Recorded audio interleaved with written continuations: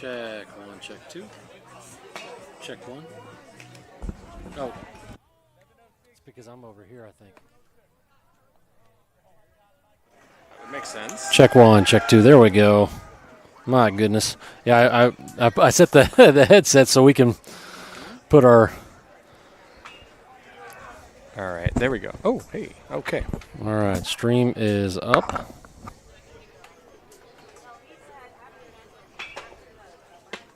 We can see the whole field this time. Yeah, right?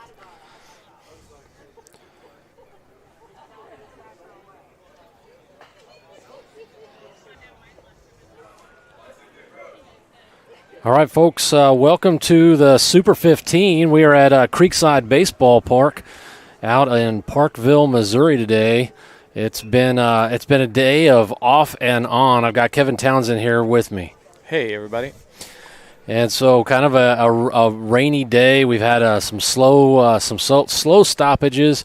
MacNSeitz did play a little bit earlier today. We started the stream, had some difficulty with some of the equipment and all that, so we were not able to bring that to you. A lot of our equipment not rain resistant. So happy to be here in this second game. First one did not go our way. And what was that final score, Kevin? I don't even know. I think it was a lot to a little, and I can tell you that it was 15-3, 14-3, something like that. Yeah, MacNSeitz, our Achilles heel has kind of been when our pitching's been good. It's been really good, but unfortunately, we had 11 walks in that matchup, and so that really kind of was the catalyst and what just didn't go well for us. And so what we're hoping for is maybe a little bit of pitching, better pitching performance. But you gotta understand what the elements look like, right? And the elements really affected that pitching outcome. Yeah, 100%. And it affected both teams for a little bit. They just recovered a little quicker than we did after the weather started to change. The field's wet, the ball's wet. So misreads in the air because of the haze and the rain in the air on some fly balls, not being able to control the location of your pitch, a little bit of everything. Well, we are all set and ready to go underway. Looks like MacNSeitz will draw the away billing, and so we will be up to the plate first. Leading off for MacNSeitz right now is number 4, Alex Kilman. So Alex with a really nice hit in the last game. I can't remember exactly what he went for, but he did end up with a double right down that third base line with just really absolutely got a hold of that one. Probably one of his hardest hits of the season, and that was encouraging to see. Yeah, it was probably the best. I mean, it was the only hard hit ball, I would say. Our guys made contact, but not a lot of just roped hits there. Yeah, I think I want to say there was 3 to 5 hits in that last matchup. I don't know if a couple of those went down as hits or reach on air, but regardless, I think when you look at the box score for a game changer, it did come down as 5 hits. And so, it's going to be tough to win a lot of games when you have 16 runs scored. And so I felt like we had decent run production based off of the number of base runners. We had a number of walks ourselves that we were able to get on base. We just were not able to get people across the plate. Yeah, a lot of runners left on base. It's now 2-2 when that last foul ball. So swing and miss, drop third strike, and Alex will hustle down, but they're able to make that throw. And so MacNSeitz now with 1 down. That's going to bring up number 27, Tucker Lee.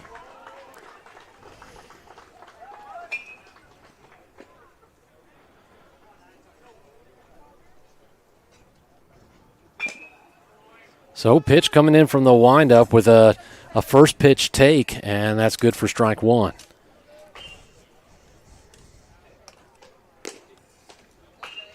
Nice thing about our positioning today is I don't even need to move to shoot video of the at-bats today. Framing's perfect. Oh, even the Mevo cam's in the shot. Fouled off left side. Maybe just a skosh late on that one. Or it could have been he was taking it on the outer half of the plate.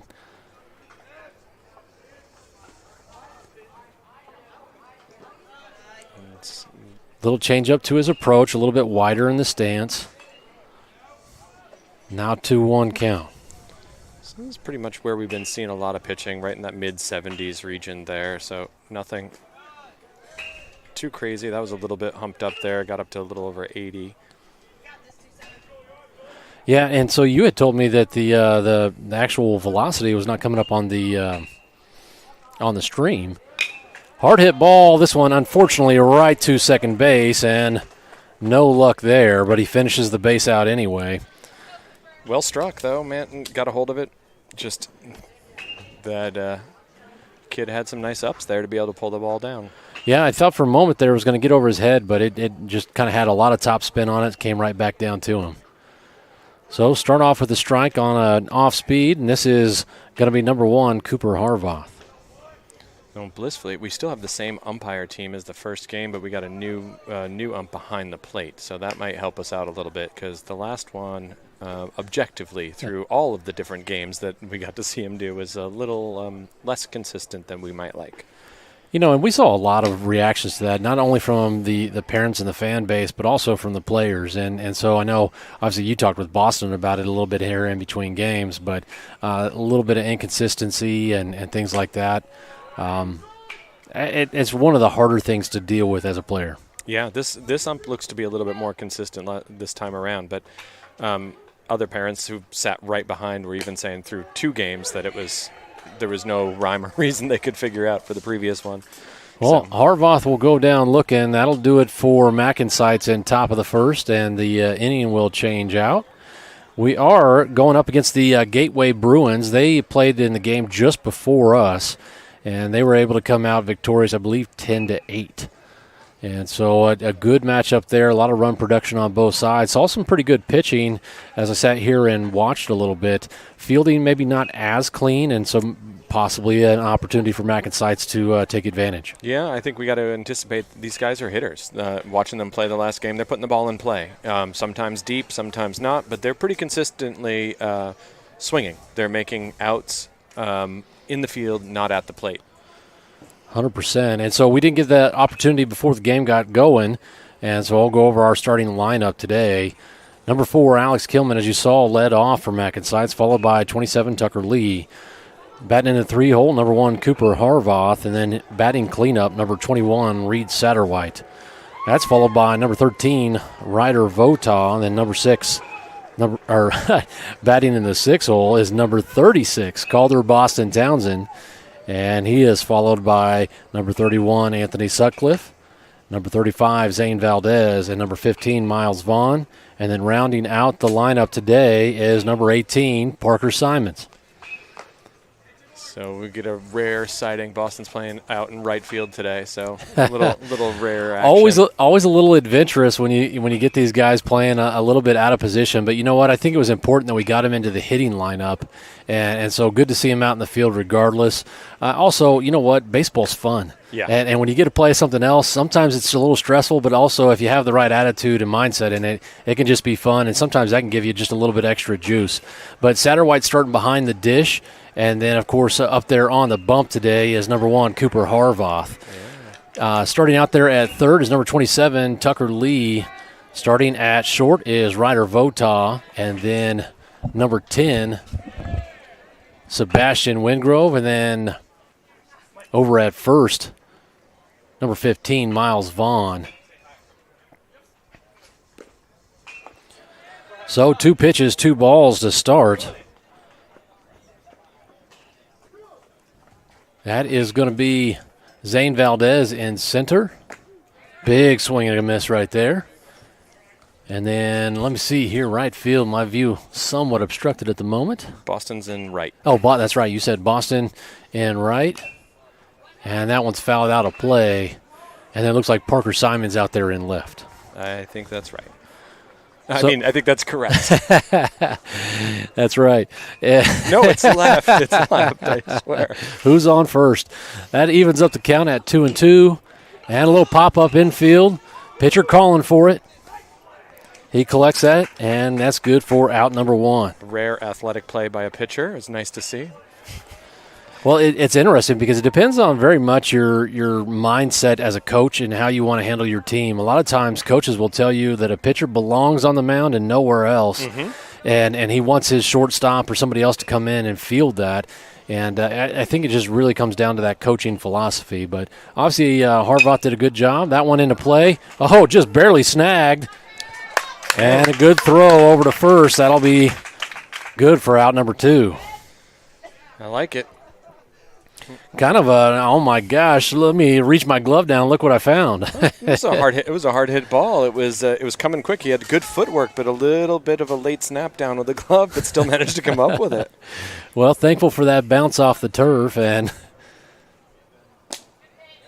that brings us to batter number 3, Harvath, with a first pitch strike.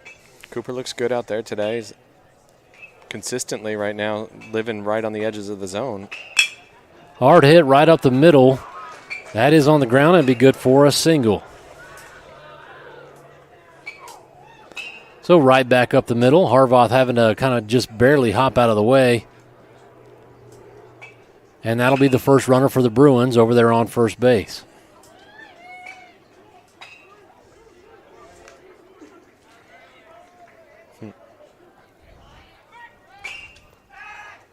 So not an exorbitant lead, but Harvath still checking on that runner, trying to keep him honest over there at first.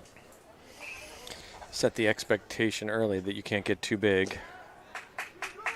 Absolutely, and then starting off with another first pitch strike right there, and that's always encouraging to see. The statistics just go wildly in favor of the pitcher when you're able to start off with that first pitch strike. I think it's also a good sign to see that this ump has a pretty consistent low part of the zone. Cooper lives at that lower part of the zone really well in his pitch mix. It's been one of the more effective locations for him to get his strikeouts. 100%, and being able to locate and pick those points apart, I mean, that's where you're going to live, and that's where you're going to have a lot of success, too. So a swing and a miss on an off-speed right there. Kind of saw that back foot move from the batter just a bit. And every now and then guys are trying to just get a little bit of separation and distance to try to get that barrel on the ball. And this one right back up the middle as well. Yeah, it looks like the defensive positioning hurt us a little bit on that one with second base moving in to cover on the steal, and that ball just gapped right where he was standing before he broke for second base. Indeed it did, and that'll put runners on the corners. So MacNSeitz still working with 2 down.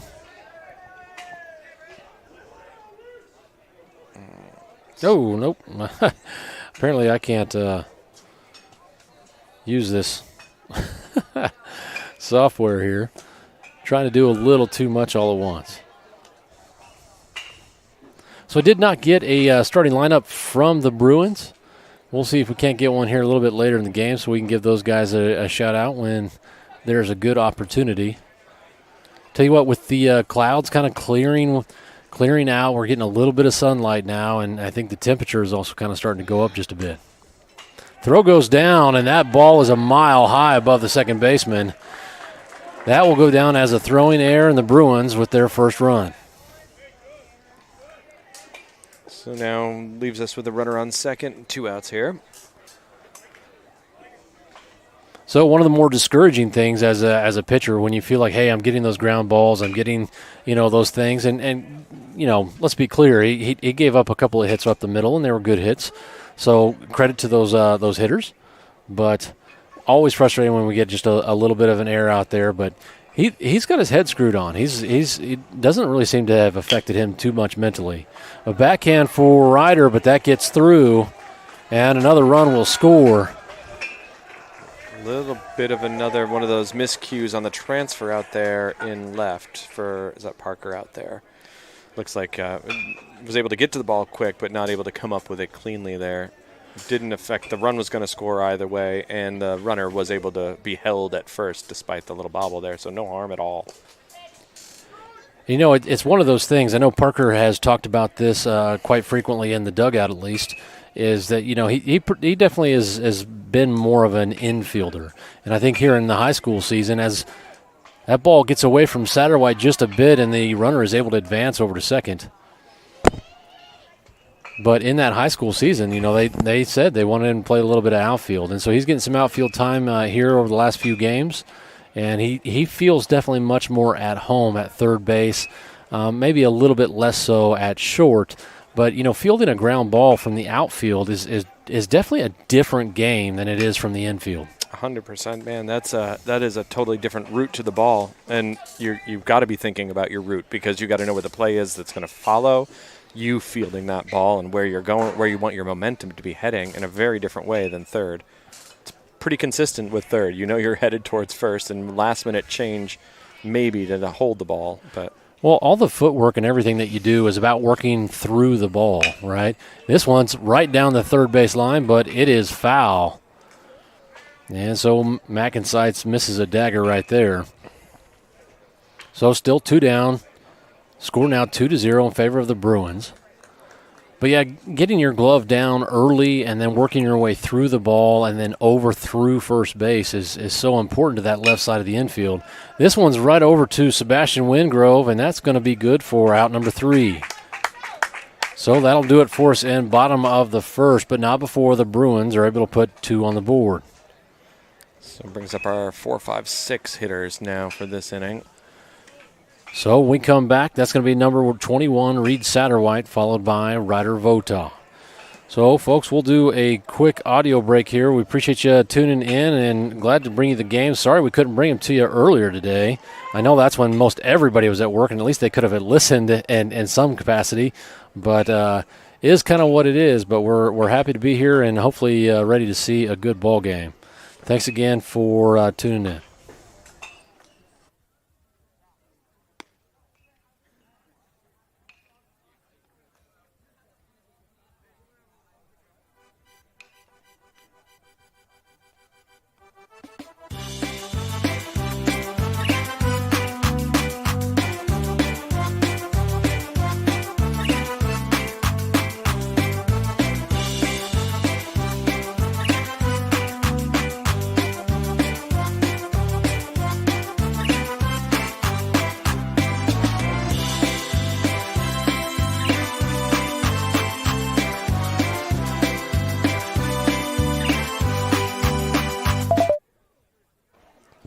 And just as soon as we got that going, now Reed steps into the box. Fly ball, this one left side, and right to that left fielder. So 1 pitch, 1 out, and you can imagine the Bruins are going to love that kind of efficiency.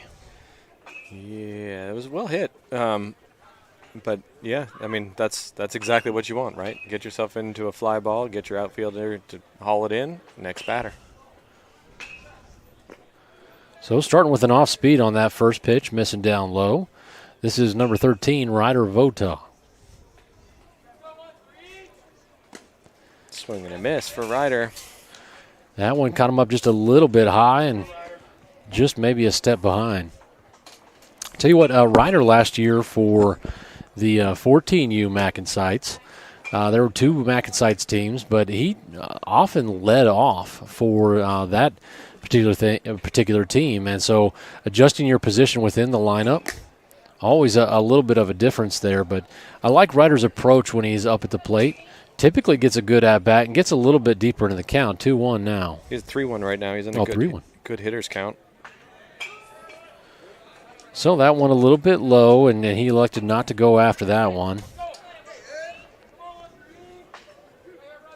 And a full count. Ooh, same spot, living dangerously, but he gets the charity on that one, makes his way over to first. So with a base runner on now, and Ryder Vota with good plus speed, that's going to bring up Boston Townsend.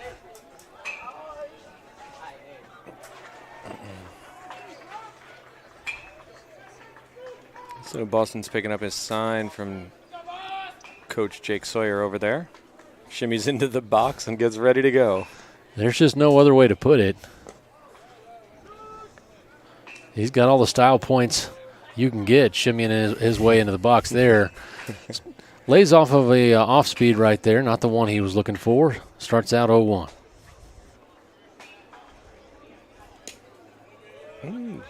Chasing that one there and quickly 0-2.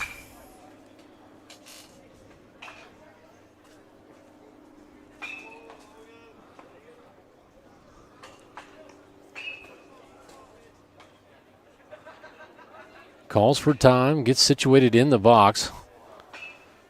Feeling better. And Votaw with a good lead over there. Pitcher simply just steps off and everybody resets.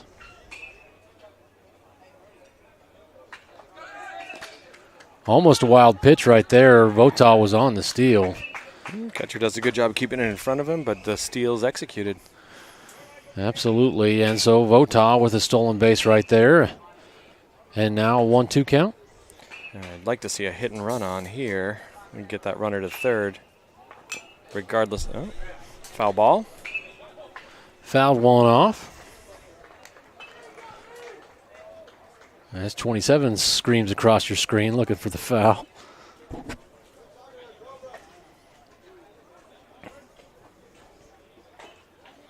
See his two-strike approach here. Spread out. No leg kick. Ball gets by the catcher. And so a wild pitch puts MacNSeitz with a runner in scoring position over there on third. So now the approach is going to change here for the at-bat. Now we're got lots more options here about how to get this runner in. 100%, just one down. And there it is. Boston Calder doing a job with an RBI single. Oh, man, I about blew us out of our chairs on that one.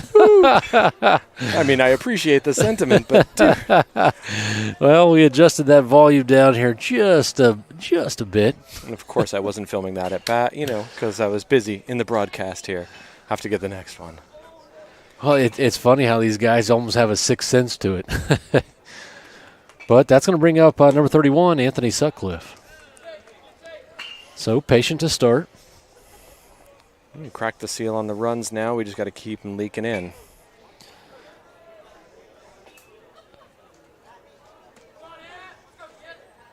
Boston with a modest lead out there, not really drawing too much attention from pitcher and catcher over here. So Boston, a good athlete, maybe not considered one of the fastest guys on the team, but a good athlete overall. So I feel like he's got the potential for some stolen bases for sure, and especially when you're seeing a lot of off-speed coming from pitch and a few pass balls. I think that a well-timed base here could be good for MacNSeitz. Yeah, I think he's going to look for his moments, though. Like he's like so many of our guys in these unending growth spurts, right? And learning how to use the oversized feet sometimes is like you're right, not the slowest kid, but it's hard sometimes. Once he gets up to speed, he gets cruising pretty good. And a little check swing there, but he goes, and that'll do it for Sutcliffe. So I always think, watching him steal the base, I feel like, he's not as fast as some of the other guys. But if you're watching him sort of round second when he's hitting an extra base hit, he's moving pretty good by that point. It just takes a minute to get up to speed. Well, and that first step, that's what the difficulty. Some guys really have just that quick first step, and that can be the difference. Valdez puts this one into play over to short, and he simply just tosses it over to second for out number 3. But not before MacNSeitz puts one on the board, and so we chip away at that lead. That'll take us to bottom of the second, and we'll go on a short audio break here, folks. Looks like it's going to be kept pretty short. Like the umps are trying to keep things moving at a pretty good clip with fewer warm-up pitches. So absolutely, and when you've had a bunch of rain delays, that makes all the sense in the world. I mean, these guys are going to have guys out here playing till 1 in the morning. Let's hope. Yeah, that's not us. That's good tonight. That's not us. We just get the wet games. We don't get the late ones today.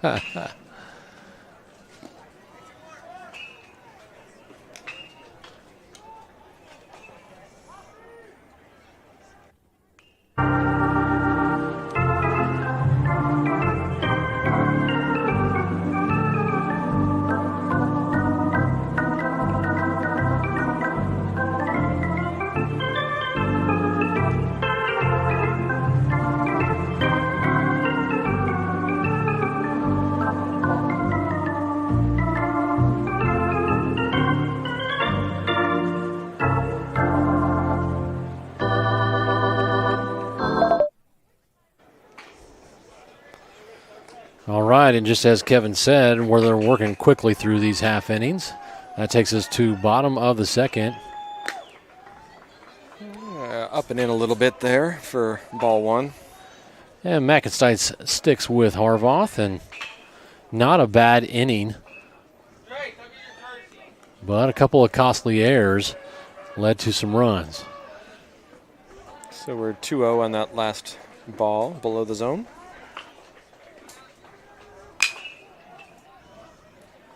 Foul ball left side. And that hot corner maybe looking like they're going to be a little busy today. Number of balls hit on that left side. And Harvoth, not one of the slower pitchers by any means. Kind of living in those low 70s as this one is popped up, and second baseman and shortstop work together, but Wingrove pulls that one in for out number one. You know, oftentimes the shortstop kind of takes over on that, but is that AK? I think Alex pulled that in. Alex is playing second right now, I think. Is that right? I thought that was Wingrove. I don't see Sebastian out there right now. Is that Alex? Good golly. See, I'm getting blind. I have to go get my binoculars out of the case here. Well, Harvoth's starting off with a strike, I can tell you that. All right. Ball out. And that's a good distinction right there because I don't think Wingrove was in the starting lineup, right? I don't think so. I don't see him out there right this second. So. Yep, he is not. This one right over to Votaw. He patiently picks that one up. And Miles Vaughn with a great scoop. Got a little slip on top. Got on top of that first base there for a hot second and did a little dance for us, but still came up with the ball and was able to make the out. You know, one of the more overlooked things in baseball as kids progress and get a little older are those first basemen. A lot of times people will tell you that the first basemen are not the most athletic on the team. Everybody expects them to hit, and they always expect them to hit big. But having a good glove over there and getting a gold glove when you're on first base, it makes those shortstops, those third basemen, second basemen, they make them look so good. 100%, man. Those guys, and you watch, they need flexibility in the modern era of baseball too. They're making a big stretch. They're out there, and if you watch a lot of the pros, they'll end almost in a half a split down there trying to field the ball. So it's not, stereotypically, like you were saying, it'd often be your bigger guys, your big hitters, and you're parking your power over there on the first base. And right now, you see, you might still see that, but they still need to be athletic big guys. They can't just be all mass. This one fouled back, and that'll now be a 1-2 count.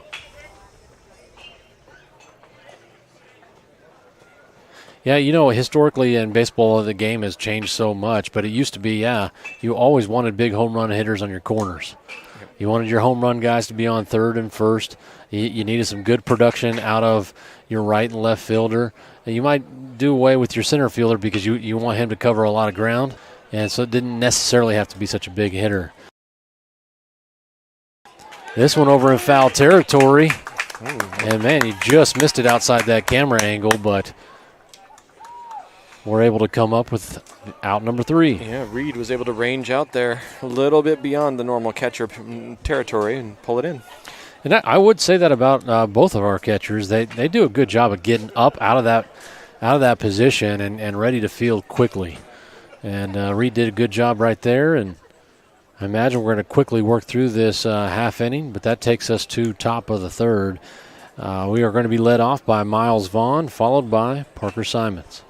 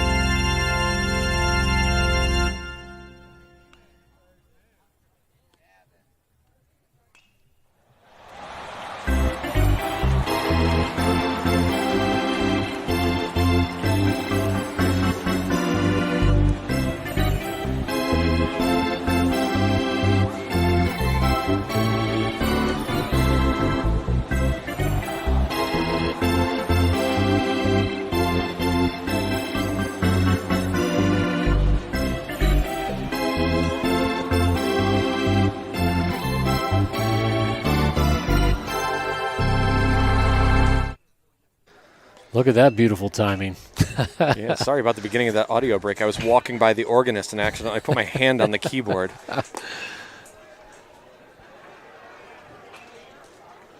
An interesting selection by the producer, to say the least. The guys in the van have got some interesting musical taste, I've got to say. Well, that's now a 1-1 count for Vaughn. You had to swing that lumber.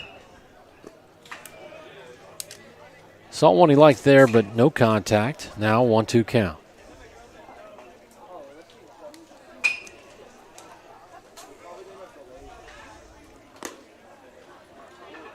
That one missing up just high, 2-2. Vaughn, a big lefty. Right back at the pitcher. And so that'll go down for out number 1.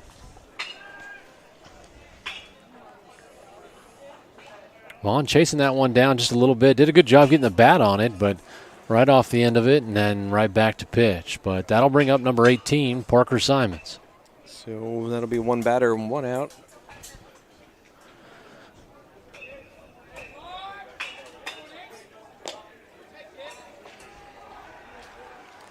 Ball misses low and away.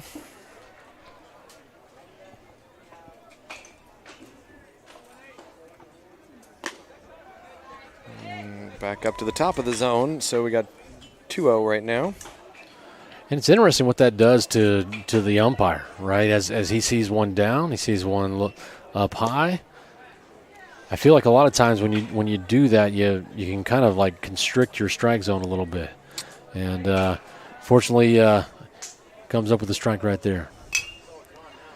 Simons fouls this one off right side. It should be out of play. Yeah, the last game, man, a couple of those that looked like they were going to be out of play, and their outfielders made some exceptional plays on foul balls, running a long distance at high speed. So that one, no shot. You'd have to run through the dugout. So curveball, that one down in the turf. And now Simons with a full count.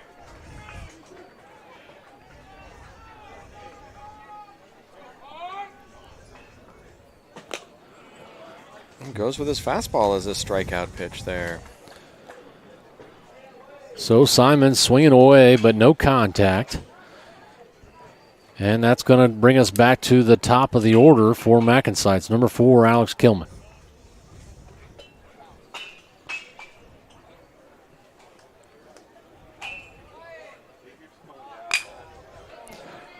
Well struck ball left side, and left fielder sliding in to make that catch just in front of him. And just like that, the Bruins make quick work of MacNSeitz Black. Which gives the audience a chance to hear a little bit more royalty-free music for a few seconds here. Yeah, let's here we'll go back to one of my favorites.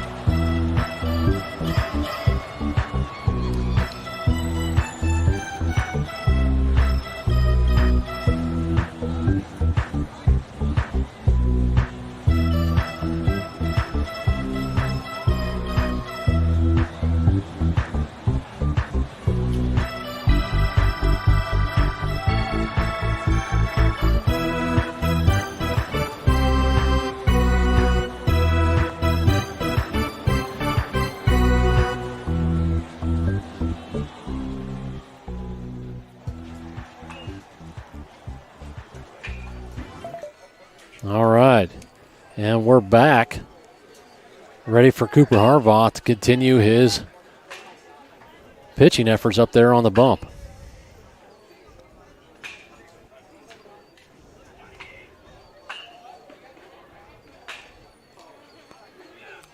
First pitch comes across for a ball.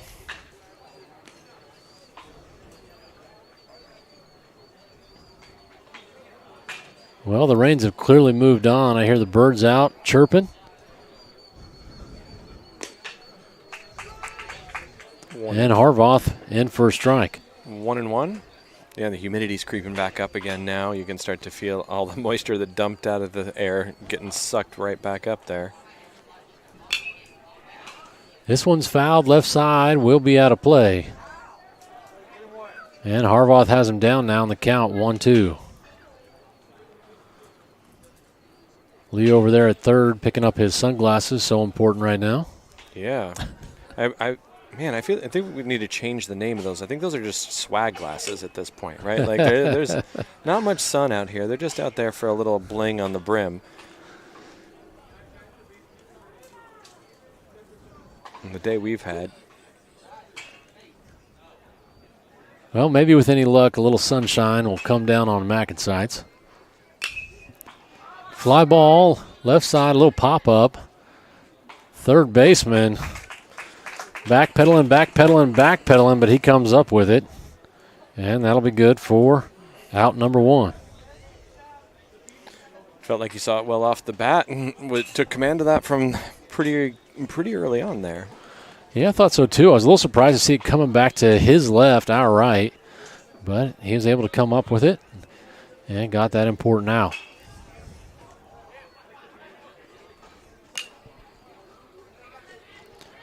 Foul, left side out of play.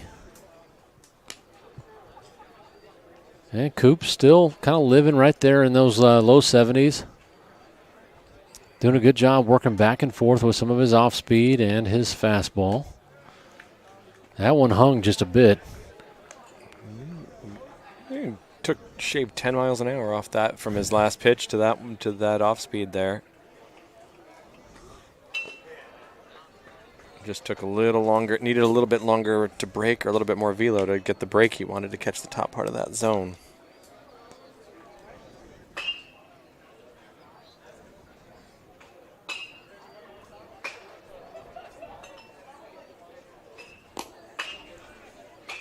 So 3 pitches, 3 balls. As Smith for the Bruins looks on. It's interesting. Coop's been really good with his locations so far this game. So this is the first This one right over to short. Votaw will handle it. Fumbles the ball right off the turf and unfortunately not able to come up with that out. Made a good throw over, just not in time. And so Smith will reach on air. And I just can't quite see all these jersey names and numbers, but one runner on, one down. And this one's going to be good for a single on the left side. So now we're starting to see a little bit of what we saw at the end of the last game from this team now. They're starting to figure out Cooper a little bit, and they're starting to drive the ball a little bit. So now our job is to up the defense here and be able to minimize the damage done by this big hitting team by all accounts so far. Yeah, that's a screamer over the left side, but out of play. Yeah, absolutely. And, a lot of times this comes down to those defensive shifts, and you can see that big hole over there on the left side. So Votaw trying to work back and forth behind the runner along with the second baseman and trying to keep him at bay. But, man, that is a hole over there on the left side. Yeah. You got to watch, and this particular hitter is ahead of everything. So shading a little bit to the left field side seems like not too bad of an idea here. And you definitely see that over at third, kind of hugging the line a bit. Big ball down the left-hand side.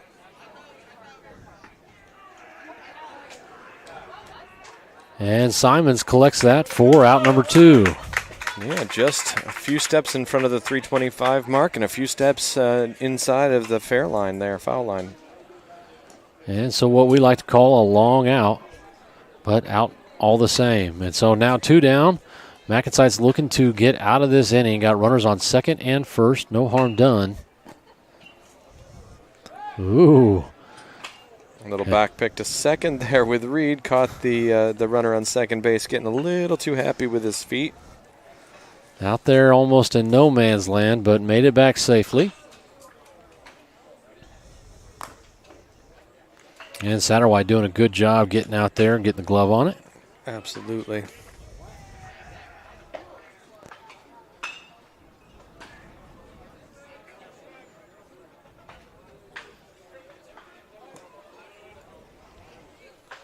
Just missed the low part of the zone there.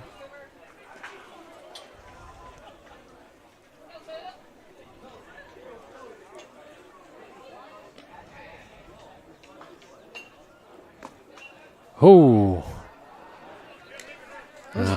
I'm just behind the count on that one, but 4 pitches, 4 balls, and that'll load the bases for the Bruins, but also gives MacNSeitz a force out at any base.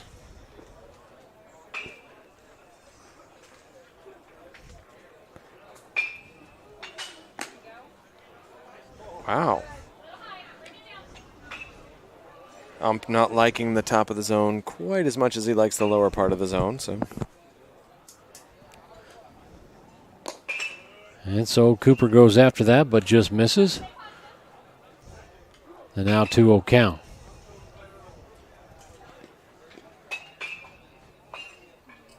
I was talking with Coach Sawyer here for MacNSeitz in between games, and you know, one of those things that you have to kind of figure out is as the Bruins pop this up right side, looks like Miles Vaughn collects that for out number 3. But one of those things that you're always trying to figure out is how much leash do you give your pitcher?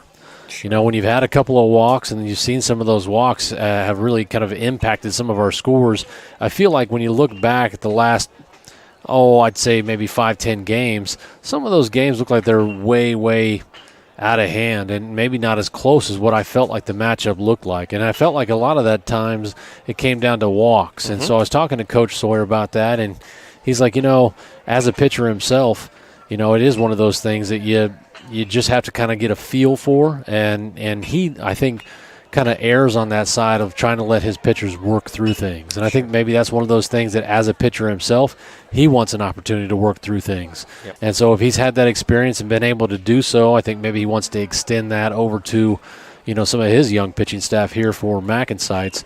And I think part of that, too, is just getting to know your players as well. I think that's it right there. And you know the mentality. Every different player is built a little bit different and what they need to be able to do to get themselves. Send a shout out to Nanny, Becky, and Papa Steve back in Independence watching live. Okay, hi guys. So we had this crazy viewer over here come and tell us that we needed to give a shout out to Nanny and Poppy out there in Independence, Kansas, watching from home. So I'm glad that you guys are able to join us, and hoping for a good start here as their grandson, number 27, Tucker Lee, comes up to the plate. Nice. Hopefully my parents have managed to get the stream up and are following along in New York again tonight. Tried to give them a little heads up, but when I'm running the Game Changer camera solo, once it goes on, there's no texting possible. So, ooh, good looking curveball right there, and Lee now down 0-2 on the count.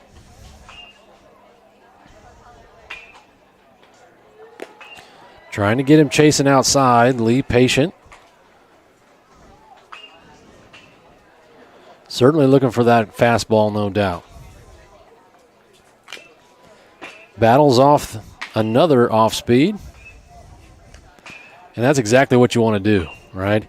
You're looking fastball. You want to battle off that off speed and get that pitch that you're wanting to hit and drive. Especially since we've got a little bit of batter intel at this point. You know, this pitcher likes to go to his fastball as a strikeout pitch. He's not really – he's sometimes trying the curve to get people out, but he will often come back with that fastball. So you fight enough of these off, and you're going to get your wish at some point.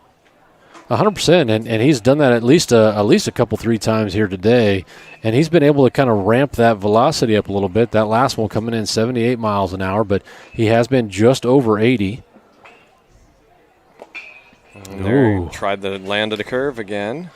And Lee living dangerously, but felt like he saw the ball well, and that'll now make it a full count.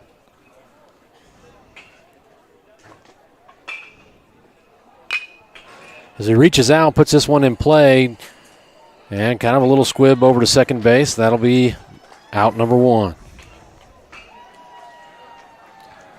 It's tough to make. You know what's going on in that situation, right? I got to get my bat on this to hang here because I've committed already, right? I'm far enough in his swing path, and then you're just trying to hope that you can carve it one way or the other and make something happen at that point. Well, he threw one for a strike, and so he's been in the zone with it pretty consistently as he starts off with the same pitch here. Yep. This one over the outer half of the plate, but got to swing, give yourself a chance. He did so, and didn't quite go his way. This one right up the middle for Harvoth, and that will get through the infield. Yeah, it brings us to Reed Satterwhite, number 21, getting ready to step in here. So with a little life left and a close game, 2-1, just one down, and Satterwhite with an opportunity to move a runner.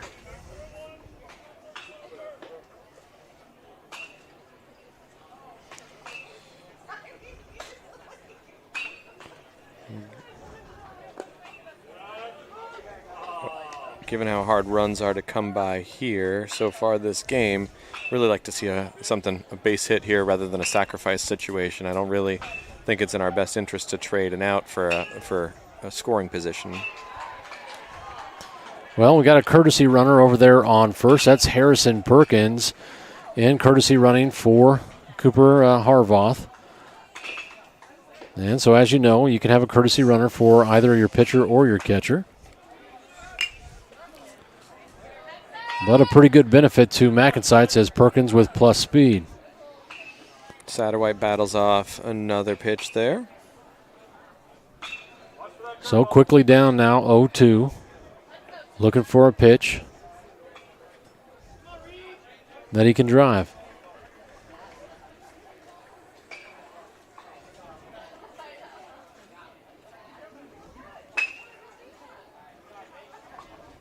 Pitcher and catcher looking to get back on the same page here.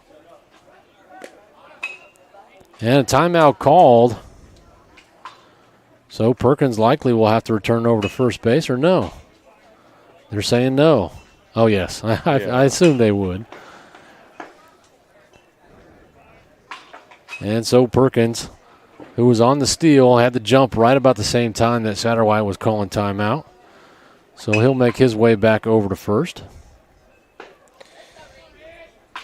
Perkins very confused right there. He's not quite sure what's going on. Good throw down.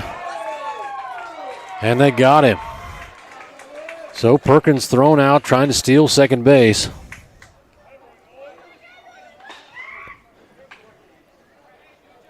And a good, quick fastball pitch. So a good pitch for a catcher to have to try to throw somebody down. Perkins with a pretty quick first step. Yep. I like the sportsmanship there I saw from Reed, congratulating the catcher on making that throw. One catcher to another there. Good players respect good play. 100%. And Satterwhite goes down looking right there. Didn't like what he saw, but Blue saw it otherwise. And that'll do it for MacNSeitz in top of the fourth. So still quite a bit of baseball here yet to go today. Close matchup, 2-1. Favor of the Bruins right now. And looks like MacNSeitz will bring Harvoth back out there on the bump. So a short break here. Thanks again for tuning in, folks. No.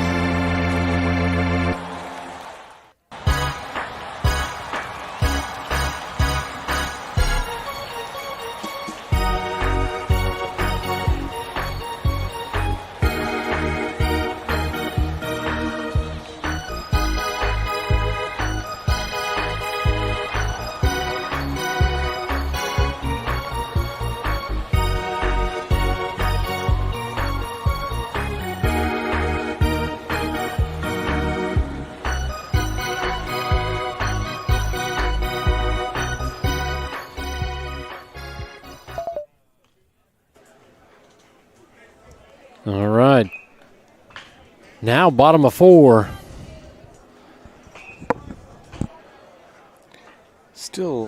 Score still 2-1, is that right? 2-1. Well hit ball, but good 5-10 feet to the left of the line. Again, they seem to have the timing pretty well down, and if anything, a little bit early on some of these. Hard hit, hard contact for that hot corner. And a good location right there. Just painting that outside corner.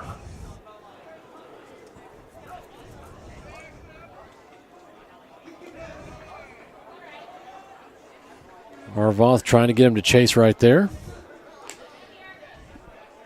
Now 1-2 count to work with. I tell you what, the sun is starting to go down. Lights are already on at the field, but they did that before we even got started due to all the rain. Yeah. Cloud cover kind of kept things a little bit dark, but clouds have parted a little bit. Sun's peeking through, but starting to fade. Mercifully, the bugs are not coming out in force. Maybe it's your sidewalls you've got here on our booth that's keeping us free from all the bugs. That's my story. I'm sticking to it. Now the count all even at 2-2. Fouled back out of play.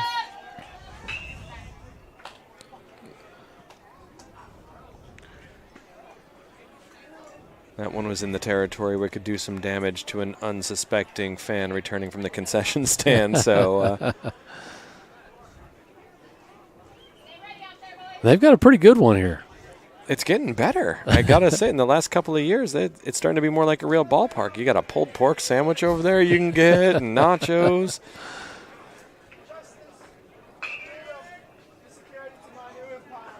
I remember the days of the very quickly microwaved, slightly soggy pretzel. And so a nicely fielded ball by Kilman right there. And that'll be good for out number 1. So Harvoth continuing to have some success up there on the bump. Started his hitter off 0-2 early. It's sort of how we started this broadcast with you saying, we were hoping for some good starting pitching here, and what we're seeing is good, solid defense to back it up. So that'll help keep that game close. And if we can just stay within striking distance, we've got a shot. Yeah, did a good job capitalizing last time we had runner in scoring position, got one of them in, and now we just got to keep that attitude up, right? And just team at bats when we got runners in scoring positions and try to make something happen here. Just start to produce the runs. Just try to find those spots, right? Yep. This one's a little bit of a gapper. Center fielder has quite a ways to go. He's able to collect it, but that'll be good for a stand-up double. Well, off the bat and seeing it hit one bounce to the fence back there, I kind of figured we'd end up with a triple on that play. So good job on the outfield getting it back in and limiting him only to a double on that.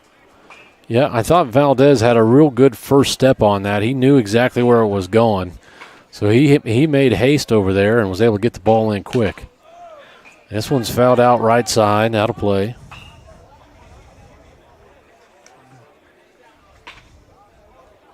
This hitter swinging a highlighter, apparently.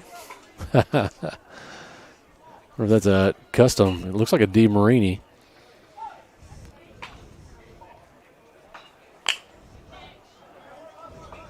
Oh, and that one off the glove of Kilman. A run will score. And so what was starting to look like out number 2 ends up with that batter reaching on air and another run coming across the home plate. So 3-1 is our matchup now. But MacNSeitz with a possible opportunity at rolling 2. Good pitch there that did not get the call. Hard to tell from my angle. I got a little bit of a body block from Reed there, so I'm not sure if that was a little bit on the inside part of the plate or not. Well, a good-looking pitch, definitely close, and it's interesting kind of watching. It looks like the right-handers are not getting that outside call quite as much. Oh, look at that. And MacNSeitz Double rolls play. 2. How about that? Getting out of the inning in style here. Well, I tell you what, a little serendipity right there with Kilman coming over to cover second. Ball goes right to second base. He's standing on it and makes a good throw over to first. And MacNSeitz is able to get out of that inning pretty quick.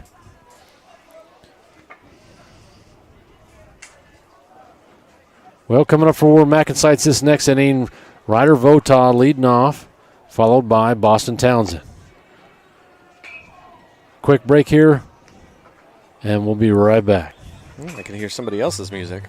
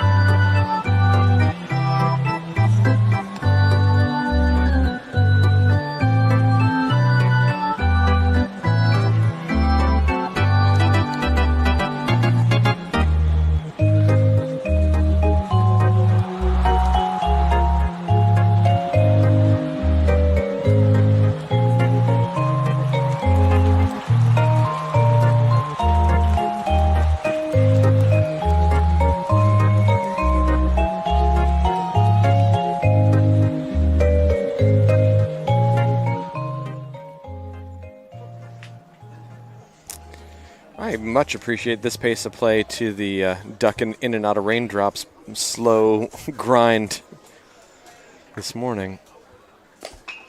Well, it was a tough one, and we actually got off to a pretty good start. And unfortunately, after that stop, we kind of came out cold and just never quite could get it together.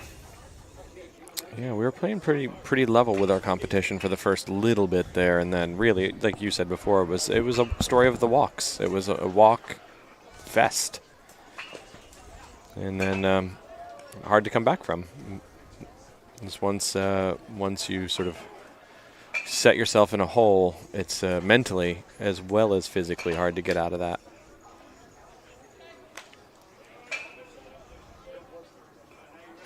Nice to see the boys come out, though, with a totally different attitude for game 2. Didn't bring any of that forward, and they're out here doing their thing. This one right off the pitching mound. And a credit to the shortstop. Made a valiant play over there. Yeah.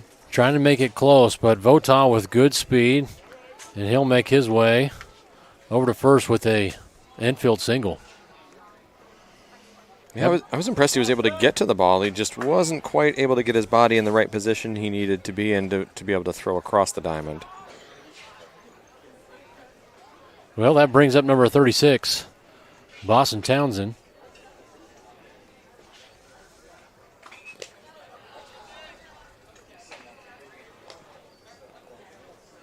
So the question now is, will MacNSeitz try for that second base? Votaw with good speed on second, but we've already had one thrown out with an attempted stolen base with Perkins.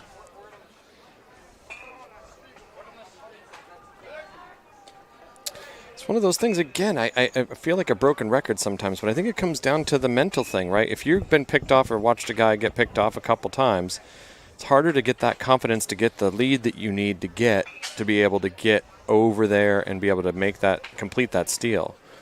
No doubt. And are you going to play safe or are you going to play aggressive? And a couple of different mentalities right there. Obviously, Townsend right there represents the tying run. And so MacNSeitz looking for some base runners. We have one over on first. Nobody down.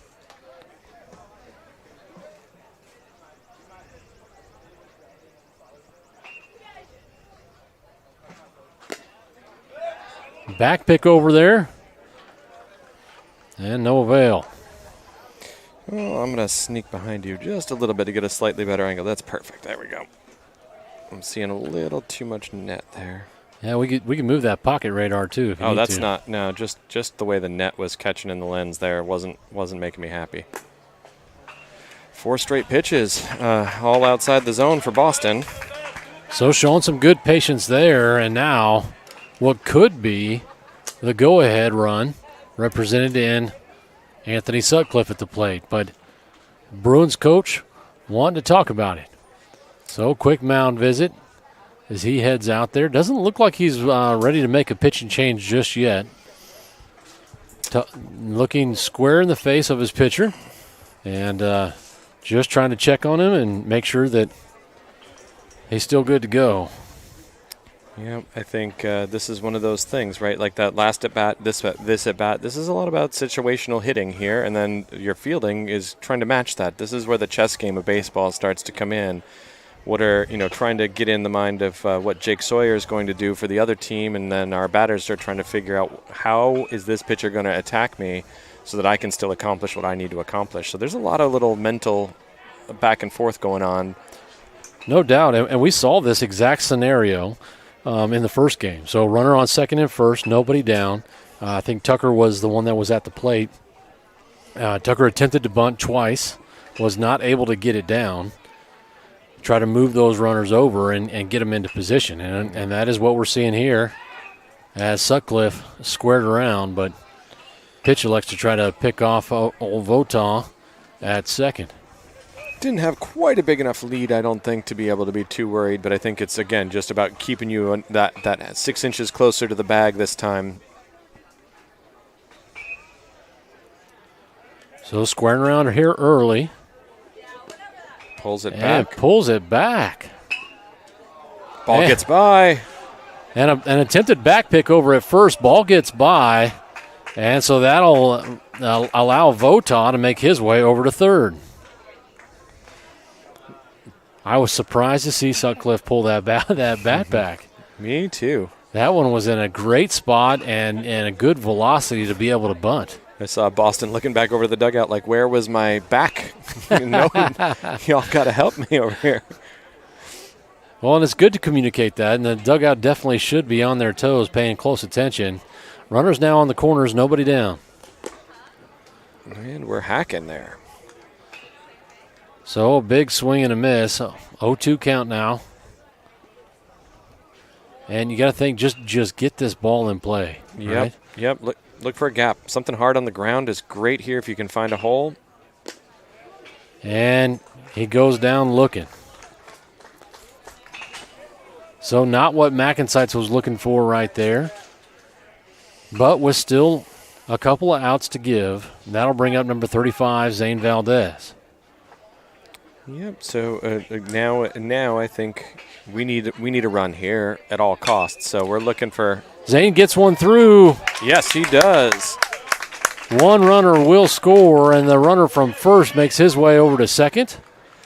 And Zane Valdez with an RBI single. Boston did a good job of screening the ball just a little bit on his way to second base there, hesitating for a hot second to block the view. And we now have a one-run game. So Bruins enjoying that one-run advantage. That'll bring up Miles Vaughn to the plate. Gives Miles a chance to pick up an RBI here. We can get something with sufficient distance into the outfield. Ooh. Well hit there.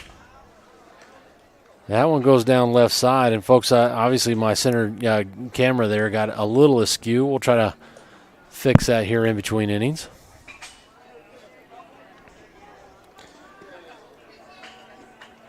The conundrum here is we've got all these cameras and all these screens, but it's hard to look at them when you've got so much action in front of you and the live baseball going on out there. Well, Vaughn patient right there, not chasing one out of the zone.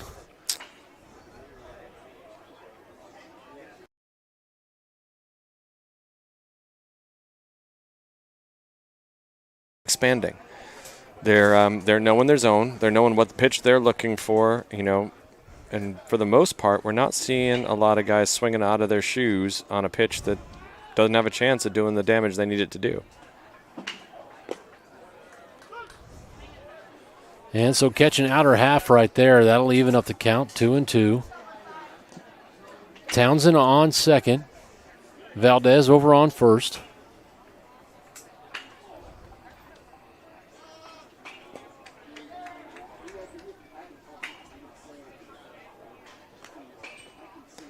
And a balk called right there. So pitcher did not come set. Base umpire letting the pitcher know, hey, you got to come all the way set before you deliver home. Didn't do that, and so now MacNSeitz with runners on second and third. Oh, Vaughn almost doing a job right there, just putting it in play over on that on that right side. Love that team approach right there. Just looking to sell out. He knows it's hard to beat that ball out down the first base line if you're going to hit it there, but it's great for the runner on third to be able to get in and get that run across. Ball in play. This one over to short. Oh, my goodness. And I tell you what, Zane Valdez got tagged out by the shortstop as he went in. He snagged the ball, tagged Valdez, and then threw over to first for an unbelievable second play. And, man, MacNSeitz just not coming up with anything from the baseball gods right now. Almost inexplicable. I thought he had slowed up just enough to kind of obscure that ball as it was a little bit of a chopper over there to short. But, you know, give credit where credit's due. Short did a really great heads-up play, was able to field that ball very cleanly. Yep. And just put that glove quickly on Valdez. Well, and the runner, they got a little tied up there, too. So even for him to hold his momentum to make the throw to first was still, I mean, very athletic play, heads-up play. Like you said, good baseball is good baseball. I'd like it to be going our way. But if you got to watch baseball, you want it to be good, right? Wow. Oh, wow, man. I thought that was going to be our inning to get something kind of going. And unfortunately, no joy. Well, a short audio break. I'll see if I can adjust this center camera here. And we'll leave you with a little music.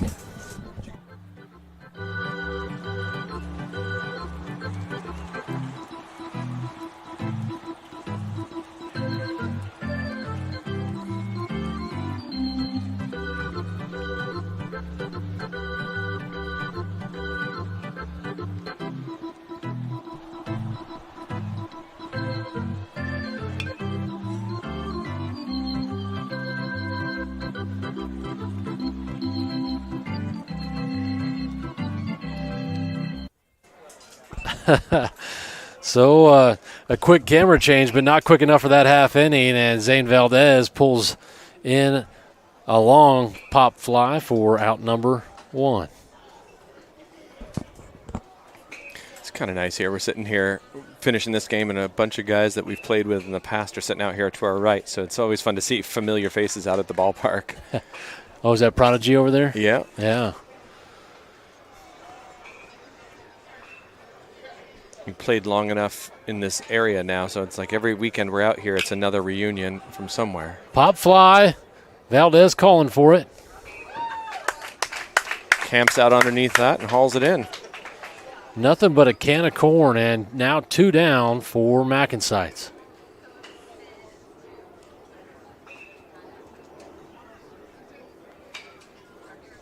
Well, I tell you what, Harvoth has had his moments where some pitch efficiency has come into play. This inning, the most efficient so far. In a time when we needed to keep everything kind of tight to keep the momentum that we were building in the last inning there.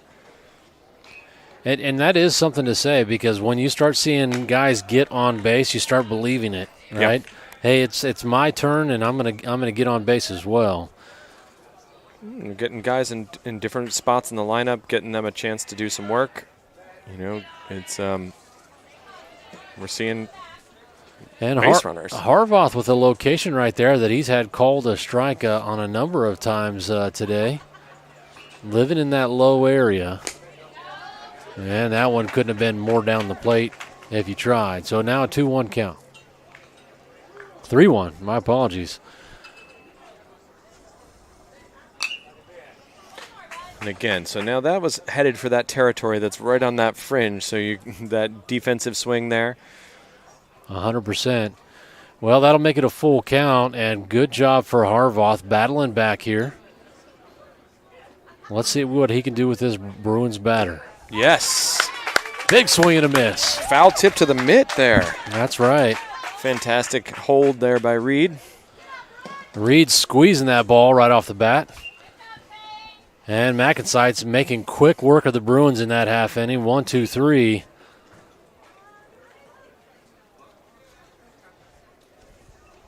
Every time I look for that scoreboard out in the outfield, it hasn't changed. It's not helping us at all. It's still. I've been staring at that first inning and no score all day. So it's still 3-1 at the moment. Yeah, I think that's right. I don't have any. I don't have any reference here. It's just 3-2, favor of the Bruins. 3-2. Thank you.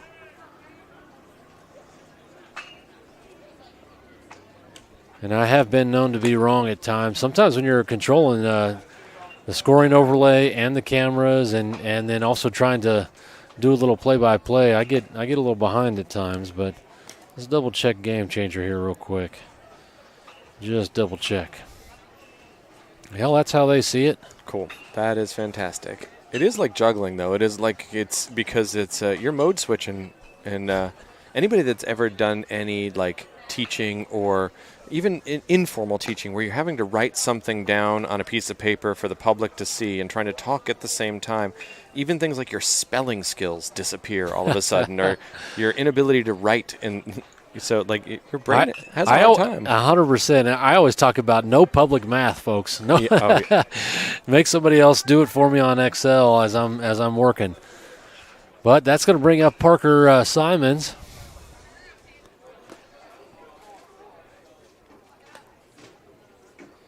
And waiting on deck will be Alex Kilman. We're moving our lineup pretty quickly today. It's nice. We're turning over real well.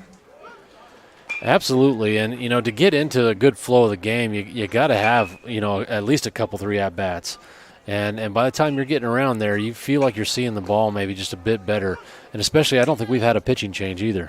No, not on either side. So we are rolling through this pretty quick because of that. Big cut, no avail. Simons goes down swinging.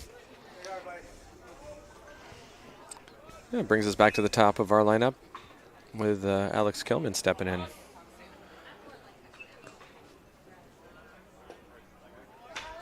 So you got to figure top of 6. We've got just this top half inning and one more. A close matchup, and hats off to MacNSeitz for being able to keep it close. Cooper Harvoth pitching a gem, really. A little rough and shaky maybe that first inning, but giving up just a couple of back-to-back singles. And then we had a couple of errors that resulted in some of these runs. But really low-scoring game to this point. The game before us finished with a score of 10-8, so 18 total runs scored in that game. And Kilman getting hit by pitch. That's right. Yeah, that is not a happy feeling right now. Hit him on the upper arm and back at the same time, kind of. So he's trying to work that muscle and get some feeling back into the pinky of his left hand. Well, fortunately for him, it wasn't a leg. He's able to walk down there to first. He's saying take a minute. He needs a second there. I'm imagining he's going to be on the Evo Shield website later tonight to be able to look for that elbow guard that, He's still holding that arm, man, yeah. I tell you what. But the coaching staff for the Bruins with a quick mound visit. That's the second mound visit this pitcher has had in this game, but just the first one for this inning. Yeah, you get hit like that. If you've never been hit hard with a baseball like that in that location, it causes a ton of numbness in your hands. That sends that nerve pain right down. You could see him just wiggling those fingers. He's got that tingly sensation. Definitely scary for a minute because you're like, wait, I thought it was a normal, and now I can't grab anything. Well, that brings up 27 Tucker Lee.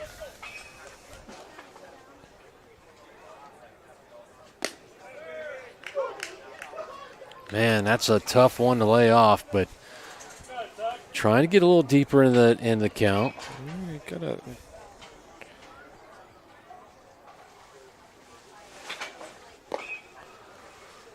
So inside to outside there. Tuck lays off the outside pitch, evens up the count.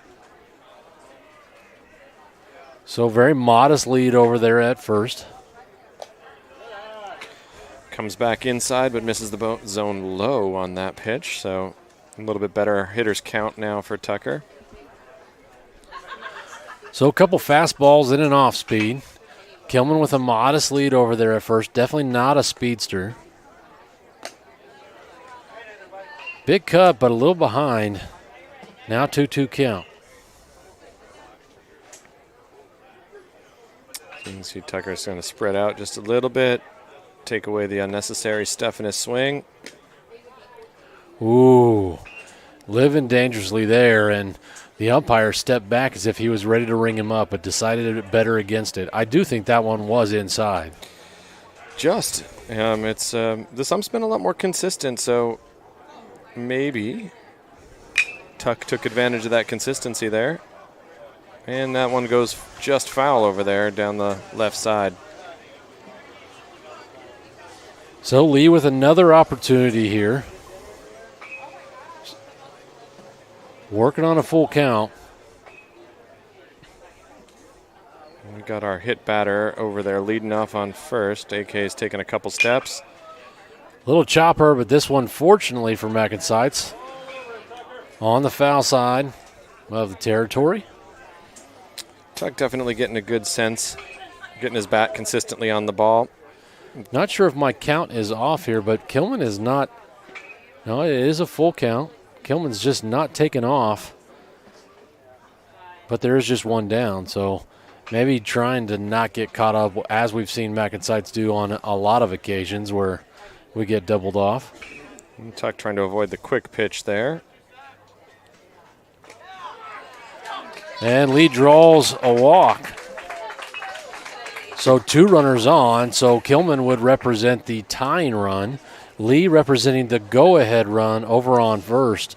And that's going to bring up number 1, Cooper Harvoth, looking to help himself out. And that's going to bring a pitching change. Second visit in the inning. That usually means we got to change that pitcher. And so Coach asks for the ball. And the Bruins fans with a healthy applause for their pitcher. He pitched a nice one so far. Well deserving of those applause.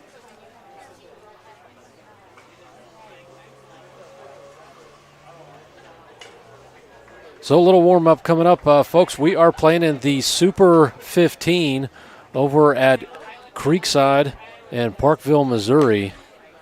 Playing in a PBR tournament. Has nothing to do with bull riding. Contrary to popular belief. Interesting to have a fresh arm warming up with a catcher with no gear. That's that's a lot of trust right there. A lot of faith right there. And so stylistically, you can already tell that velocity not quite where the last pitcher was at. And, you know, that contrast in pitching, we do that often as well. We'll go from kind of a hurler to a guy with a little more craft. Yeah, a little bit of a spinner here. It's interesting, his delivery, his hands hiding the ball for a good long time before the release. That is true. And then, interesting, I think, I honestly feel like you can get a pretty good look at him out of hand. He's got decent-sized hands, so you can see what he's doing with that ball.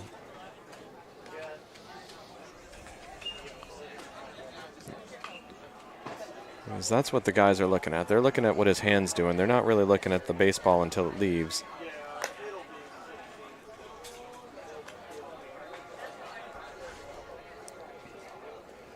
It's another one of those things that I've learned, you know, doing all this BP work with Boston sometimes, and I'm throwing stuff, and a couple of times we're at MacNSeitz throwing in the cages, and I'm using one of those old cage balls, and I go to grab it, and the seams sort of flail apart, so my knuckles are a little bit taller.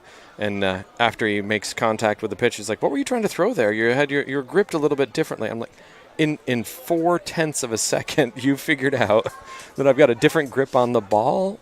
I'm like, dude. And that is what it takes, does it not? Yeah. They say that for an 85-mile-an-hour pitch, it takes the same amount of time that it takes a human to blink to make your decision about swinging for that baseball. Round baseball, round bat, and just fractions of a second.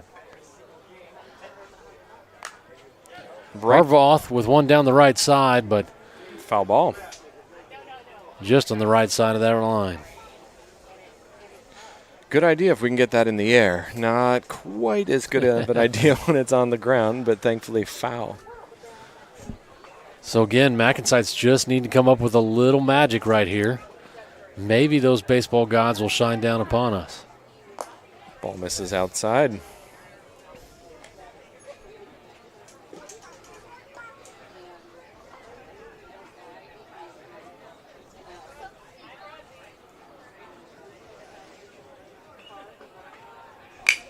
Ball in play. This one over to short. He backhands. And they get him. On a lollipop throw to first. Kind of a floater. Shortstop showing great range and throwing off that back foot. A little floater all the way over to first, and they get Harvoth. But now the home plate umpire and the base umpire are going to talk about it. From my angle, it was a very close play, and it looked a little bit looked like it was just ever so slightly in the favor of the what's this Bruins, the Gateway Bruins there. Well, I tell you what, that'll put runners on second and third for MacNSeitz. Reed Satterwhite, unsuccessful in his first two ABs, has a chance here. Figure a base hit will give us the tie, possibly the lead.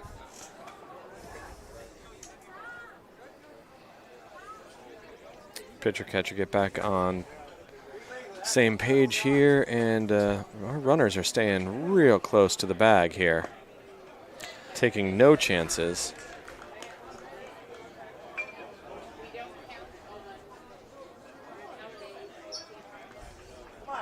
So Satterwhite set up in the box. Pitch working from the stretch. And a swing and a miss on an off speed. Yeah, he's waiting a good long time to fire, so it's tricky. This is a good 10-mile-an-hour difference on that off speed from the last pitcher we were seeing. So good movement on the ball, and the same pitch gets Satterwhite. MacNSeitz will leave two stranded, and we still have a 3-2 ball game. Back-to-back 62 mile an hour. Oof. Well, hey, if it works the first time, let's try it again, and yeah. try again. It proves to be the hard pitch to hit a lot of the time. Well, I tell you what, it's just now where guys are getting to this age where you're starting to see that pitch very consistently, and some guys just still struggle with that. Yep. You know, hitting on that backside, letting that ball travel. When are you wanting that bat barrel to come into contact with the ball, and which way are you going to take it? So, and then you change that with, is it in the inner half or the outer half of the plate? And so a lot of things at play, not to mention of a tight game. Yes. Absolutely. It's one of those things that I know that Boston, after playing varsity and then coming back here and playing here and playing JV, like playing all these different looks, right? You're seeing a lot of different velocities there. You go way up, way back down, hitting in different spots in the lineup. And he came back and he's like, oh, man, I really got to work on staying back longer on some of these pitches. And then I got to be able to read out of hand so that I can get ahead of them on the other. You know, it's like I need to train all of it. But he did buy himself a new machine so he can take some small wiffle balls in the backyard to learn to sit on the curveball. He's like, every time I'm in the 4 spot, all I get fed is breaking balls and off speed. I don't get any fastballs. He's like, so I got to learn how to hit those a little bit better. That is tough. Well, MacNSeitz sticks with Harvoth out there on the mound, and he's 81 pitches in, 47 of them strikes. Woo! So he's had some good consistency here, finding the zone early and often.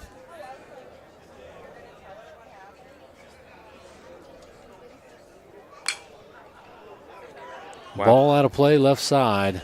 It is that time of day where the ball off the bat is a little tricky to see right now. Man, 100% it is, and I lost that one after it left the bat immediately. I did as well. I mean, we got a pretty cluttered backstop here, or backdrop rather, for us, because you can see from that center camera there, you got a hotel and an apartment complex in the background here. So, white ball against white hotel is a little tough to see. Chopper over to third, handled by Lee, and that's Miles Vaughn drops the ball.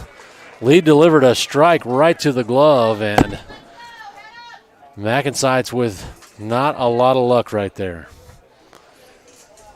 So you got to think Harvaugh thinking, man, I got the perfect thing I wanted. Got a ground ball for my infield, but the batter will reach on air. So now these guys have got to step up and circle in and close the wound. Well, we were the benefactor of a double play here earlier in the game. Might have an opportunity to do that once again here.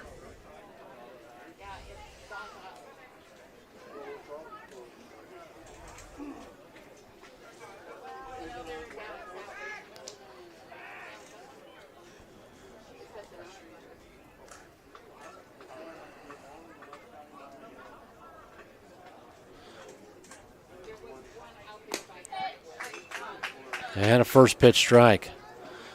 So Harvaugh getting a little bit higher in his pitch count, but right there in his same velocity spectrum that we're used to seeing. Runners getting a little aggressive with their leads. And ball gets through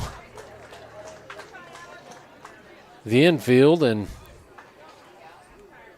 that'll put 2 on for the Bruins. Now it's second and first, nobody down. I thought Kilman might have a shot at that. He was sliding, so he was making an extraordinary effort, try to get over to that ball. So I'm guessing this is our pitcher and catcher for the opposing team that are on second and first respectively here, as we're seeing dual courtesy runner substitutions going on. Courtesy runners abound.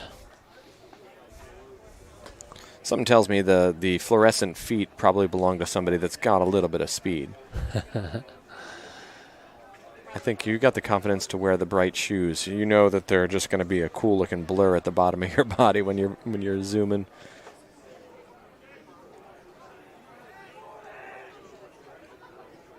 Yeah, I'm trying to remember that sprinter, the Olympic sprinter that came out with the gold shoes, and I just it's one of those indelible impressions that you're like, my gosh, that means speed.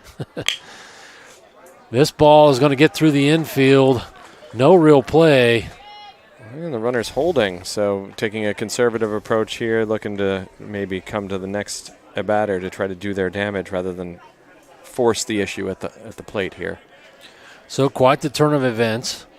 What seemingly would have been the first batter in the first out reaches on air, and then a couple of back-to-back ground balls. Good job by Reed getting up and getting that ball.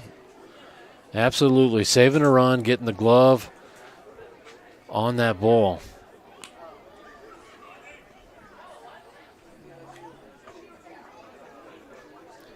So you figure the Bruins, they've got nothing to lose right here, just adding to the margin. MacNSeitz looking to try to figure out how to get out of this little pickle. Yeah, this is one of those things that I think the reality is that we might be in a situation where we have to trade an out for a run here to be able to get out of this situation. I think in the best version of that, we can trade a run for 2 outs here. Right. So Reed and Harvaugh working to get on the same page. Reed Satterwhite electing to get up there and talk with his pitch about, hey, how do we want to handle this batter, and how are we going to pitch him? What will the sequence be? Yeah. A lot of that's what do you feel good right now? What do you feel good with? What do you have command of? What can you we got to imagine he's almost at the end of his rope, so what are you going to go all out on here?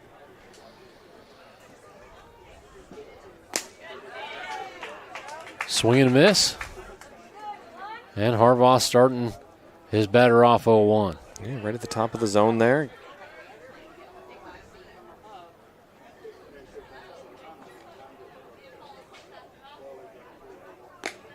Swing and a miss. And challenges him back-to-back right there. As you said, they've got nothing to lose. There's no harm here in taking a couple big hacks because, hey, if it goes, it's helpful. And this one will be good for a single. 1 run will score.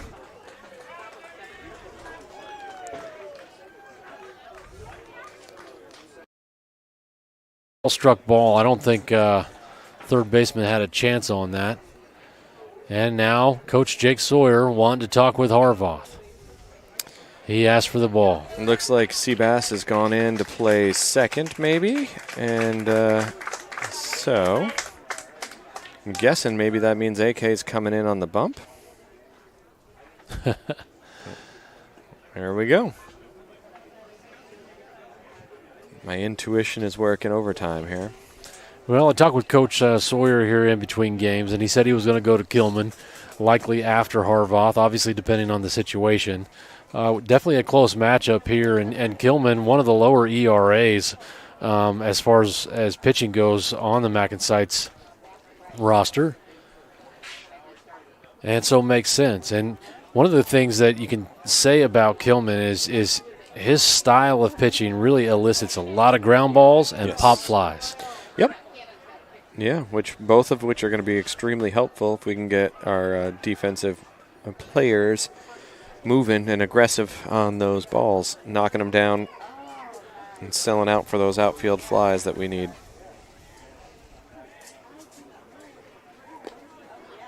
And we're hoping that similar here, the change in look of the pitcher is going to give a little bit of a difference. And it's likely going to mean some higher pitch counts. You imagine you're going to see some more patient hitters waiting to see what the arsenal looks like to know where they should attack. Well, and I know that's exactly what I'd be telling my hitters is like, listen, you need to be on the take until you get that first pitch strike. A lot of times when you bring in a brand new pitcher, you don't know if he's going to be able to find that zone and find it right away and quickly. So we'll see if Kilman has the ability to start off with some strikes. So we're still in a situation with no outs here in this inning. So looking to take Kilman through the end of the game and all hopes here. Looks like his warm-ups are going to be coming to an end here. And they're going to call the batter back into the box.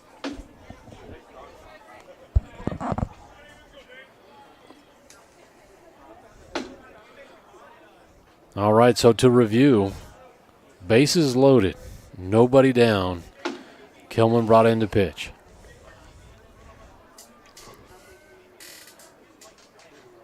Oh, no. He's checking before, or they called? Oh, they called the balk. Yeah, he sure did. And so the base umpire calling a balk on Kilman. 1 run will come across the plate. Before he's thrown a single pitch. Not what MacNSeitz wanted to see. And so there's a lot of conversation up there on the hill right now. Kilman in a little bit of disbelief.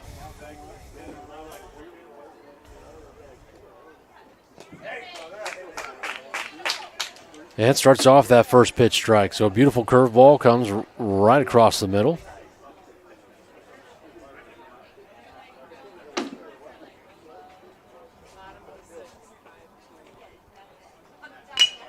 This ball in play right to shortstop. Votaw actually comes home.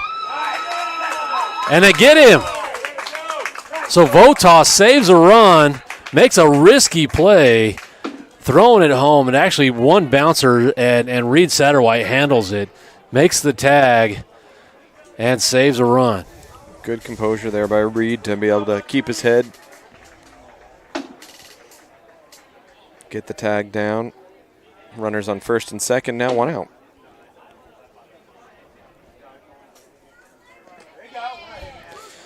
Snaps off another one right in the zone there. At a scorching 56 miles an hour, and you talk about that contrast, you got to think this is going to take these guys a little bit to get used to. Fair ball, that one gets through, hits off of the third base. 1 run comes across, It's a delayed call and making the call that was a fair ball. Tucker not getting feedback from the ump right away, and he didn't hesitate. He didn't move quickly on it because he didn't have that feedback. He thought it was a foul ball for sure.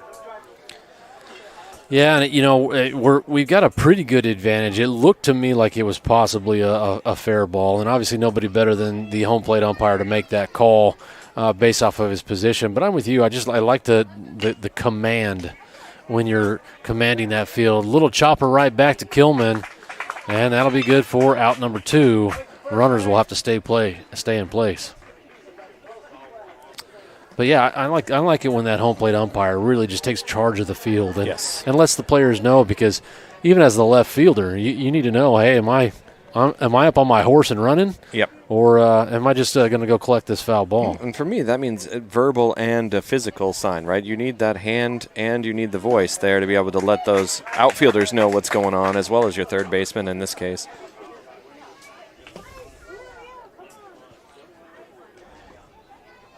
Another first pitch strike for Kilman, though.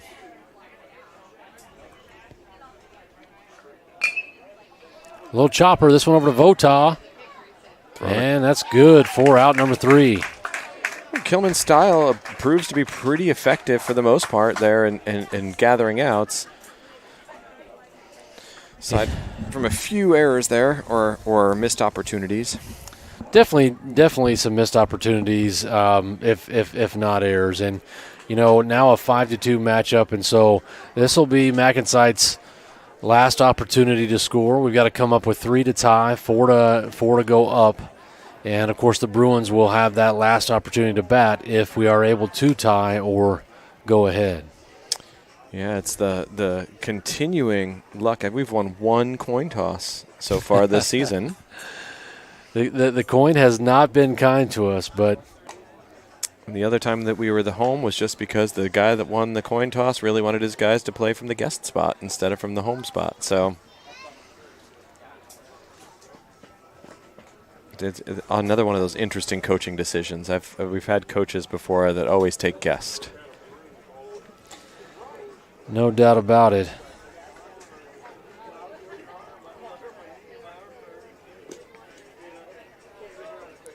Well, leading off this inning is going to be number 13, Ryder Vota, followed by Boston Townsend. I did, subsequently, I heard Coach Sawyer tell the official scorekeeper that number 5 was going to sub in for number 31. 31 is Anthony Sutcliffe, and number 5, let me see here. Should be Brooks, yes? Yes, there you go. Brooks Carr? For Brooks Carr. But into the box steps Vota.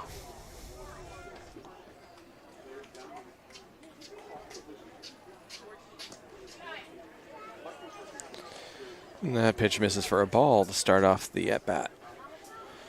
Well, it's been a long day out at the ball fields today with some of those rain stoppages. I know most kids were here right at about 11 or just before. And pushing on 8:45 right now.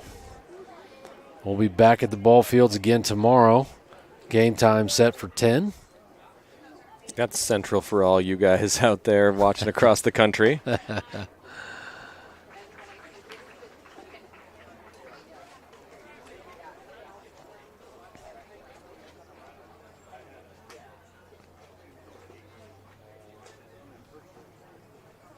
Vota squares around. Shows bunt, but gets that 4th ball. Earns himself a walk there with that. And so MacNSeitz looking to just chip away here. So he had an RBI single in his first at-bat, took a 4-pitch walk in the second at-bat. Now he steps in for his third. So he takes the sign from Coach Sawyer. Pitch working from the stretch. Inside. And Vota standing still over there on first. I got to imagine we're not getting too aggro on our base path at the moment here. Definitely some heavy lifting to do in this inning, so risk may not be the name of the game. Yeah, that one misses at the top of the zone. Quickly 2-0.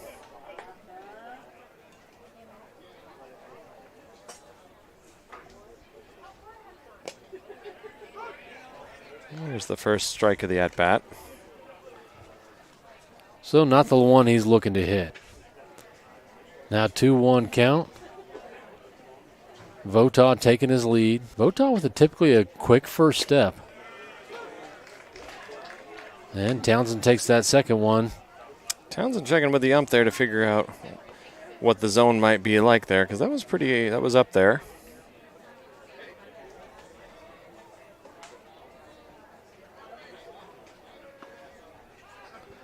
Well, and I think a lot of people don't realize, like, when the ball comes across the plate, not where it lands necessarily in that catcher's mitt. And when you've got those big curveballs and off speeds kind of coming and then cutting away at the last moment and then coming down into the strike zone. But as that came across, it did seem a little high. Oh, an inside strike 3 call. Well, that is his first strike looking of the season and only a third strikeout of the season. Man, I don't know about the consistency there, but a strikeout nonetheless, and that'll be one down for MacNSeitz. That's going to bring up, just as we discussed earlier, Brooks Carr. Yeah, I think that's not been a strike so much, but you know what? You got to be protecting in that situation. You don't want to leave that call up to the ump if you can avoid it. So Brooks with an RBI single in the last game. This will be his first at-bat in this game. Starts off with the ball outside. So both of those last two pitches pretty close to the pitch that he just called a strike on Boston. Pitcher got the call there, and he's gone back there twice in a row and not got the call again. So to me, that's sort of like the pitcher's a little confused now as well, right? Yeah. Like he got the call. I'm hitting my spot within inches twice in a row, 3 pitches in a row, rather. Little chop, runner on third. Oh, hit by pitch. And Zane Valdez gets hit by a pitch.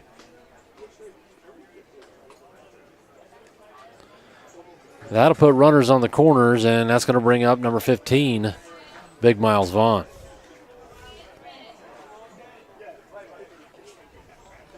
Yes, sir. Now it is the time to get that RBI that we were trying to pick up a little earlier here. Big moment for Miles. So Ketch stepping across home plate, indicating to his infield how they'd like to handle the runner.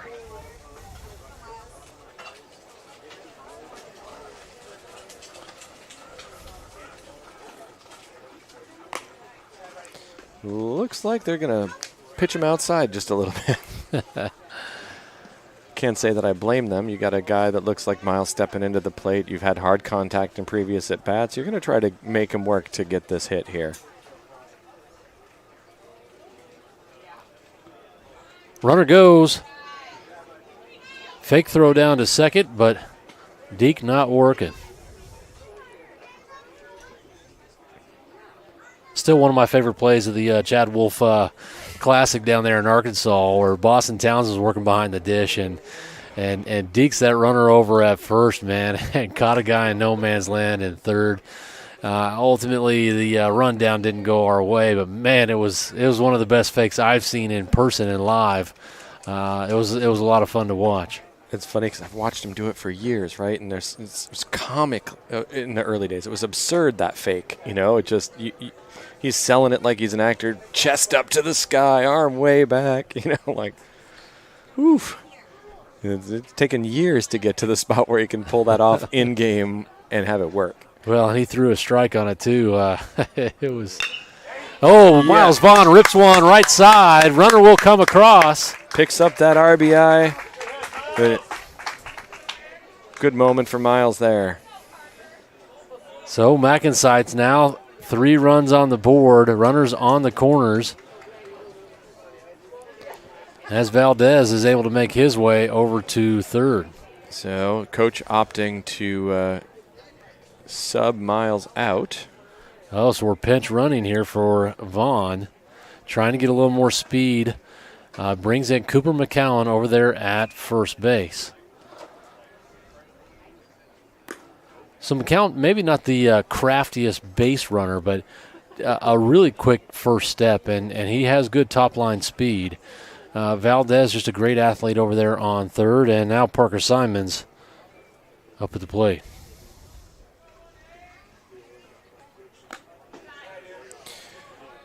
Two pitches upstairs so far for 2 balls. Does look a little bit like we're avoiding the zone here. Coach is running out to have a little consult. Probably giving him a minute to slow his heartbeat down a little bit, I think, is what's going on here. They're feeling like they were real confident about 30 seconds ago. And that's how it always goes, and it's a game of moments. And that moment that Miles Vaughn was able to punch that one through and get an RBI, it gives just a little bit more life to the MacNSeitz. But you could tell that Pitch was a little bit frustrated, missing a couple of those calls. And you talked about it earlier. He got that call on Boston, goes back to it a couple more times, doesn't get it. And visibly, you could just tell he was a little bit agitated by that. Yeah. And you notice this is the thing that's hard. We talk about it all the time. When the zone changes, it's hard for everybody. It's not necessarily just an advantage to the opposing team when the zone shrinks, right? Like it is a disadvantage to both players because consistency is what they're sort of training for.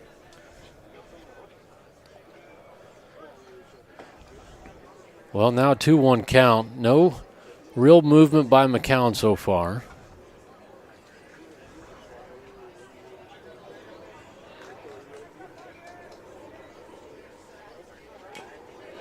Foul tip. And I tell you, Parker Simons a good low ball hitter. It's down where he kind of likes it. And he tipped that one just a bit. Talk about lots of different players in the bigs, and we do that quite often. And Salvador Perez for the Royals, really just a great bad ball hitter. Loves it down and away.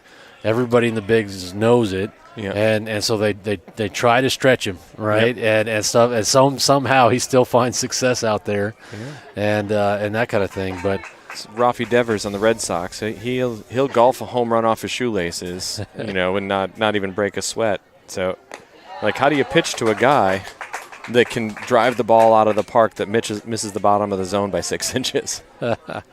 So the pitcher looks on over into the dugout, looking for some type of encouragement as he walks the bases loaded, and that brings up the top of the order for MacNSeitz. Number 4, Alex Kilman at the plate.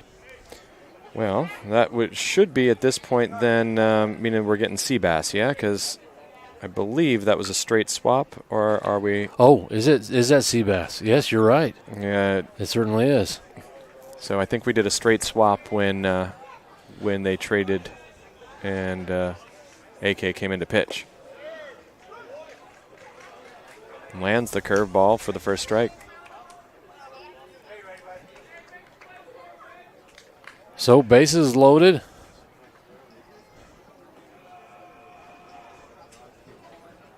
Pitcher now working from right up the middle.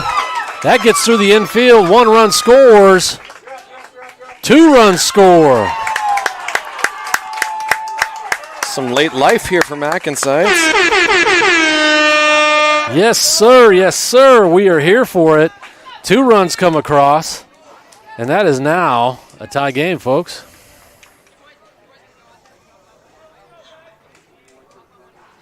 It is pool play. The game is allowed to end in a tie, but these guys here will still get their at bat. Once we're done with this inning, home team will still get a chance to hit.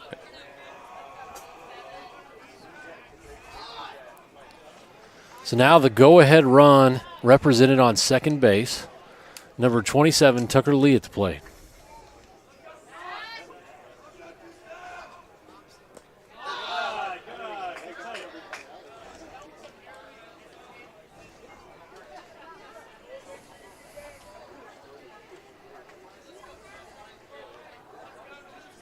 Might be the biggest hit of Wingrove for this season.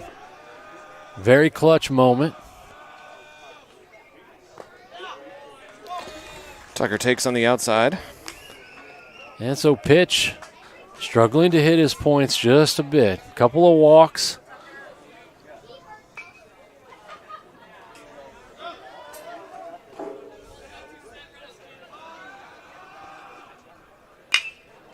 Fly ball left side. Left fielder looks like he's got this, and that will do it for MacNSeitz. Oh, looks like he's at the game? No. I was going to say, the Bruins still have a chance to hit here. Even if time is called, they'll still get their chance to hit. Oh, no, they're lining up. I must have the score wrong. Oh, did they? Oh, the Bruins had 6, Ah. not 5, and so I did have it wrong. Dang it. The call on the game, totally bad, but MacNSeitz, excited to see them show some life here at the end, trying to come back and mount that comeback.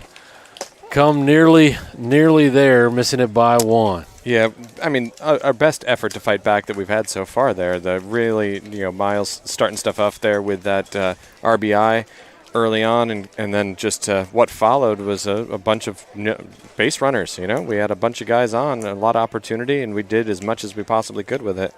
Just wasn't quite enough. No, it certainly wasn't, but we will be back in action tomorrow, Thursday, at 10 a.m., this time playing at home field, and we'll be facing the Missouri Bulls. Thanks for tuning in, folks. We'll see you guys tomorrow. Thanks again for having me, Robert, and thanks to everybody out there listening. Bye now.